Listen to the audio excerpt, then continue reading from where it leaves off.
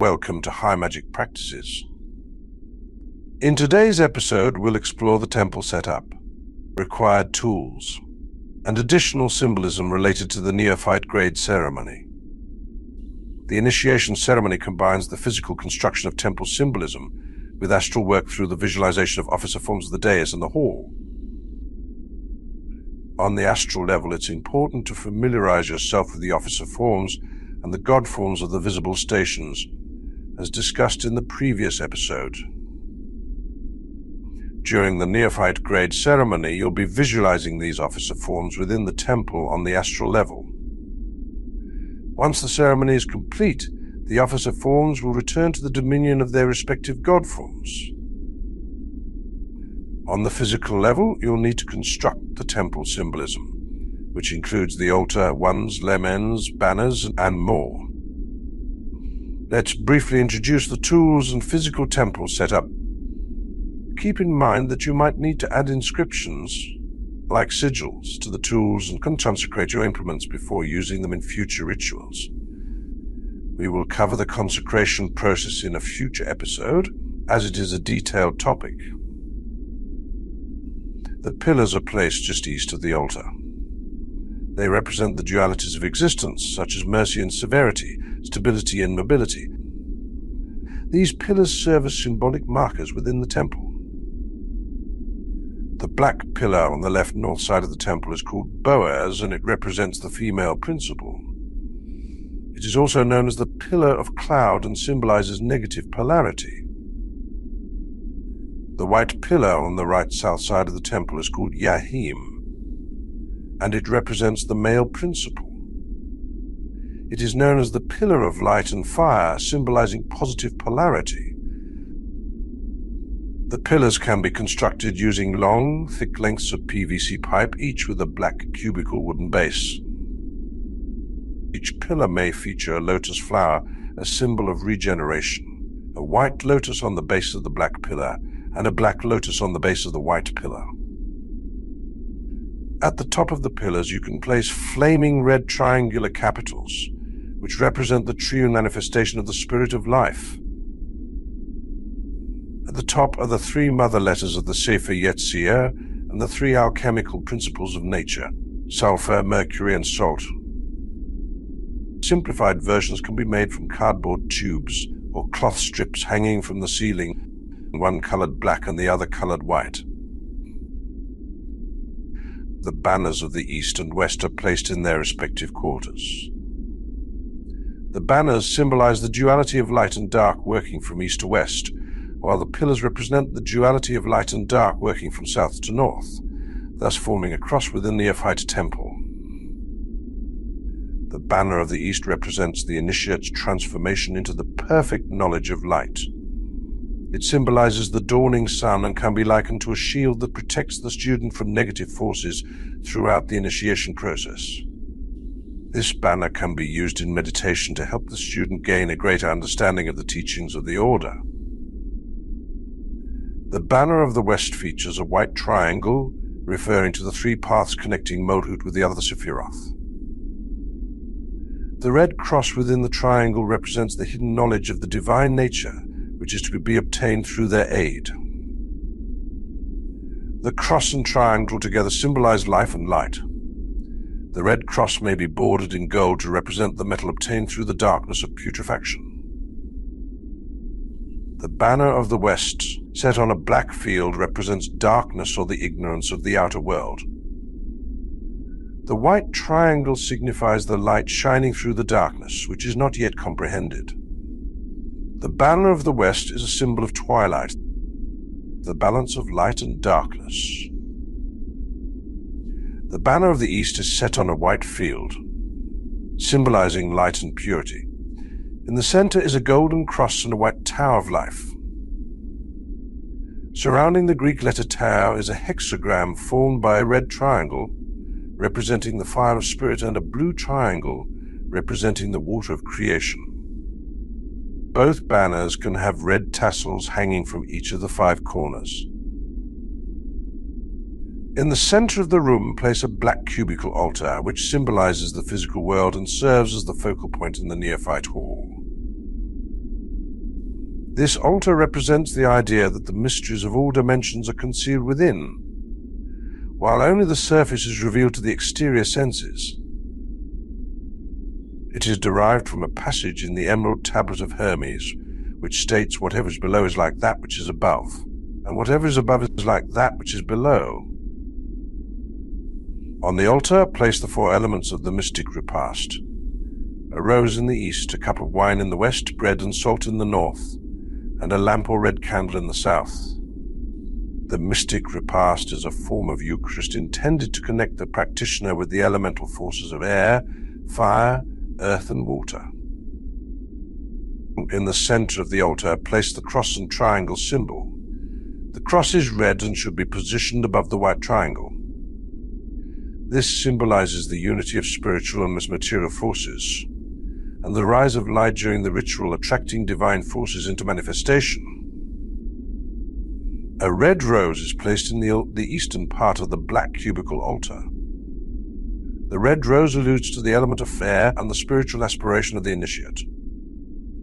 Blooming from the black earth, the red rose symbolizes the spiritual development and enlightenment of the initiate. The water cup is used for holding water or other liquids, symbolizing the element of water and the cup of life. The purpose of this cup is to purify the hall and the candidate with water. The top of the cup should flare outward like a crocus flower, a design often used in ancient Egyptian cups. The petals should be painted around the cup with acrylic blue. The ball, the triangular base, and inside of the cup can be a lighter blue. The edges of the petals, along with the Hebrew names and sigils, should be painted in orange. For the Neophyte ceremony, the cup is filled with wine and placed at the western part of the altar. This wine symbolizes the waters, which are the blood of the earth and the water of purification.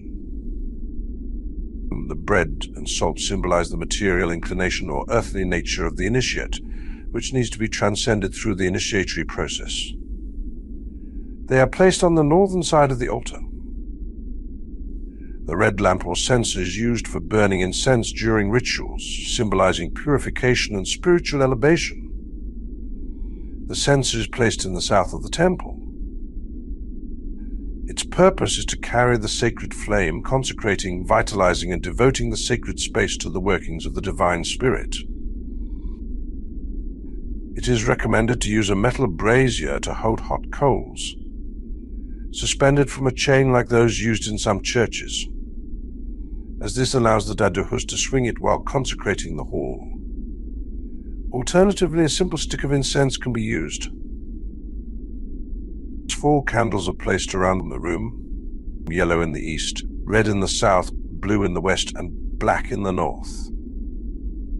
A white candle is placed in the easternmost part of the temple, symbolizing purity and illumination. This white candle is placed next to the yellow candle. The red candle is placed next to the censer in the south of the temple. The black candle is placed next to the bread and salt in the north of the temple. The blue candle is placed next to the cup of water in the west of the temple. You can place the candles in glass candle holders to enhance the atmosphere of the temple. The lamp is placed in the southwest to provide additional illumination and ambience to the temple space. The lamp represents the light of occult science and acts as a sign of the illuminating divine presence. This is the lamp of hidden knowledge that guides the candidate during the ritual.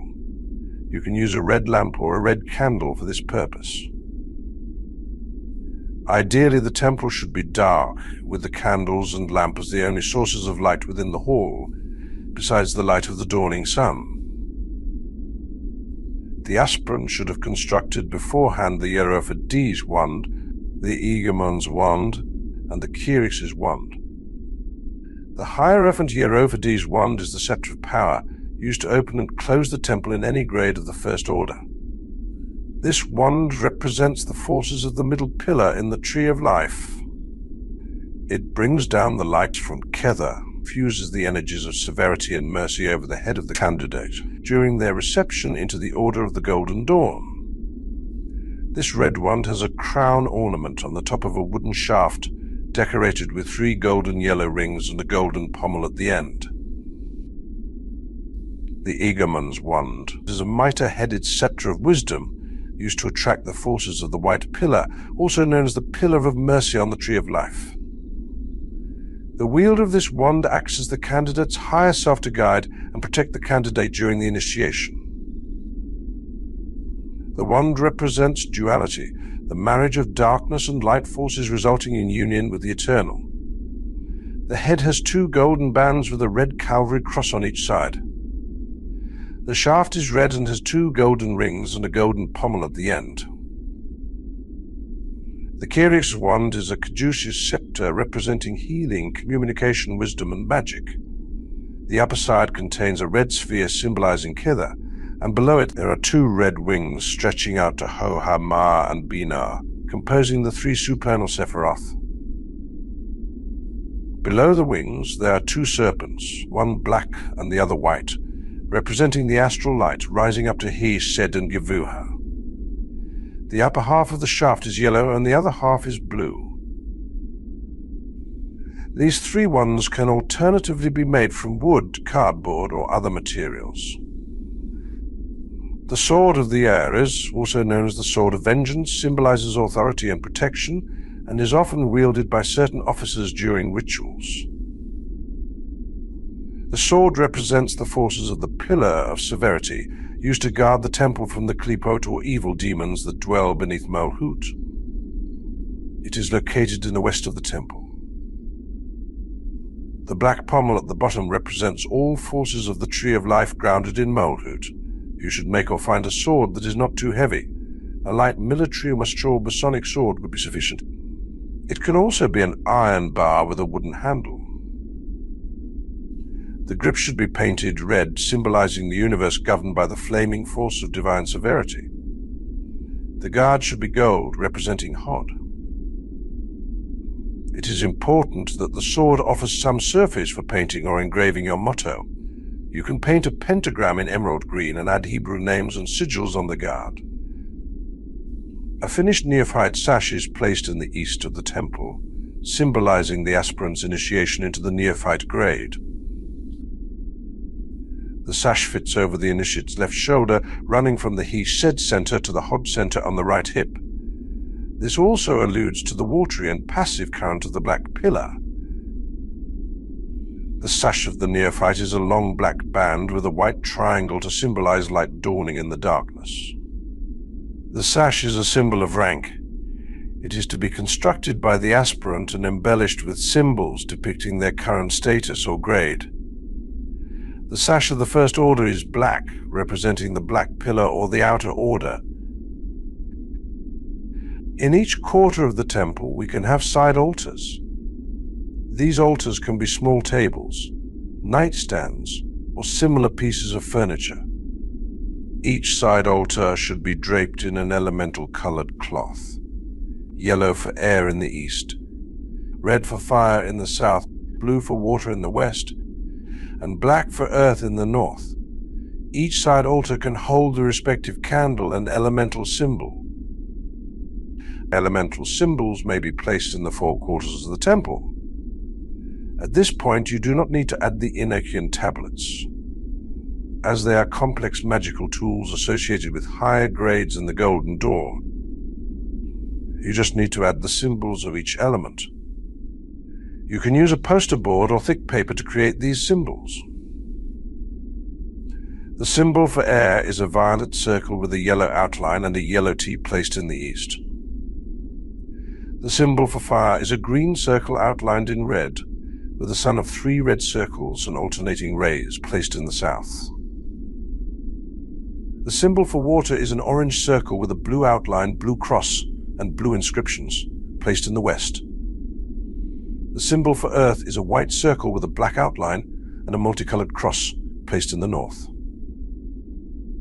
For the initiation ritual, you can use cardboard laments to mark the stations of all the officers within the temple. The physical temple symbolism is meant to create the ritual atmosphere and deepen your connection to the astral level. Remember that most of the ritual work involving the officers and the god forms who govern them is done on the astral level. Therefore, the lamens of all the officers are placed in the temple to boost the visualization process during your self-initiation. Note that this is different from an initiation performed in a temple with adepts wearing robes and carrying their respective lamens. You don't need to create the robes for the self-initiation ritual. After the bath, the aspirant should put on the black tail robe and red sandals or slippers. The black robe represents a state of purification and protection. It signifies that the aspirant is in a state of readiness for spiritual work, having left behind the mundane concerns and impurities of everyday life.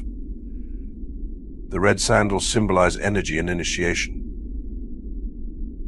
A cord is to be wrapped 3 times around the waist. The candidate will then use a blindfold in a darkened room during the meditation period before the ritual.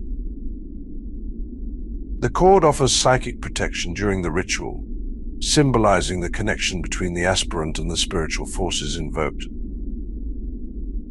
The black cord wrapped 3 times represents the harmony among the 3 pillars of the Kabbalistic tree of life: severity, mercy, and mildness.